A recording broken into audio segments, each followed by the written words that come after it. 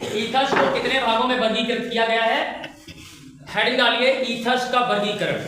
बेटा ईथर्स का वर्गीकरण में अगर देखा जाए तो ईथर्स को मुख्य रूप से पहले ईथर्स को दो भागों में बांटा जाता है, सरल या सममिति ईथर्स, और दूसरे नंबर पे आपका मिश्रित या असममिति ईथर्स। पहले ईथर्स दो भागों में ही बढ़ते हैं, सरल या सममिति ईथर्स, मिश्रित या असममिति ईथर्स। ठीक है, तो पहली हेडिंग डालेंगे सरल या सममिति ईथर्स। लिखिए वे ईथर्स जिनमें E3 ऑक्सीजन से जुड़े एल्किल समूह एक जैसे होते हैं सरल या सममिति ईथर्स कहलाते हैं। देखा बेटा, अब मेरी बात सुनो बेटा जी, क्या है सरल या सममिति ईथर्स जो होंगे उनमें ऐसा नहीं है कि केवल एल्किल समूह ही जुड़े हों, एरिल समूह भी जुड़े हो सकते हैं, क्योंकि ईथर्स दोनों प्रकार के होते हैं, एलिफेटिक ईथर्स भी होते हैं और एरोमेटिक ईथर्स भी होते हैं।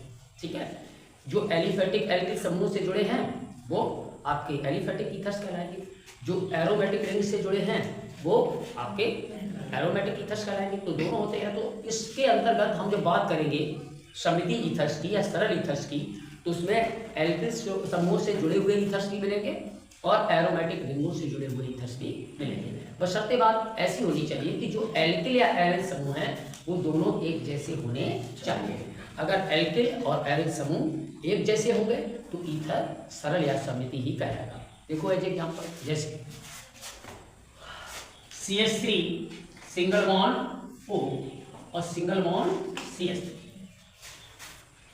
ये ईथर परिवार का प्रथम सदस्य है, ईथर परिवार का प्रथम सदस्य है। इधर भी मैथिल है और इधर भी मैथिल है। मैंने क्या बोला कि जब दोनों तरफ एल्किल समूह एक जैसे हों तो इधर देख लो एक कार्बन है ना बराबर, तीन हाइड्रोजन है ना बराबर, एक कार्बन तीन हाइड्रोजन है, दोनों तरफ एक जैसे। मैंने आपको बताया था एज एग्जांपल आप और आपकी फोटो विदाउट फिल्टर का यूज नहीं करना है, क्योंकि फिल्टर तो अर्थ का अनर्थ कर देगा, पता नहीं चलेगा। अगर फिल्टर लगा दिया तो भाई हमने देखा है जैसे कोई श्यामला है हल्का, वैसे मैं कलर पर कोई विश्वास नहीं करता। ठीक, मैं कह सकता हूँ physical beauty is temporary, what other hand spontaneous beauty will be always. शारीरिक सुंदरता क्षणिक है, आज है कल नहीं है। व्यक्ति को सुंदर उसके गुणों से होना चाहिए। ऐसे तो गुण देखते हैं, लेकिन फिर भी बात फोटो की आ रही है तो फिर फिल्टर की बात ना करें आजकल के जमाने में तो कैसे चलेगा। तो बेटा फिल्टर जो होते हैं वो किसी के भी कलर को कैसा भी चेंज कर सकते हैं, काला गोरा हो जाएगा, गोरा काला हो जाएगा, ब्लैक एंड व्हाइट हो जाएगा। तो फिल्टर का यूज नहीं करना। आप और आपकी फोटो विदाउट फिल्टर मतलब क्या है, सम्मित है। ठीक है, उसी प्रकार ये है। इधर जो एल्किल समूह में एक जैसे होंगे तो कैसे हो जाएंगे, सम्मित। ठीक, अब देखो आगे ऐसे CH3 single bond O CH2 CH3, अब ये एक दूसरे से मैच खा रहे हैं नहीं। E3 ऑक्सीजन के इधर देखो दो कार्बन है, इधर एक कार्बन, इधर 3 हाइड्रोजन, इधर 5 हाइड्रोजन, क्या एक दूसरे से मैच खा रहे हैं नहीं। तो अब ये ईथर कैसा हुआ, असममित। जिस ईथर में, लेकिन सरल या सममिति ईथर की बात हो रही केवल, तो चेंज कर दो इसको, CH3 CH2 single bond O CH2 और सिंगल बॉन्ड CH3। ठीक है, देखो एक जैसे है, एक जैसे है मतलब सरल या सममित। ऐसे देखो C6H5 single bond O single bond C6H5। ठीक, अब इनका नामकरण करो। देखो सरल या सममिति ईथर्स का नामकरण बड़ा ही आसान है बेटा जी।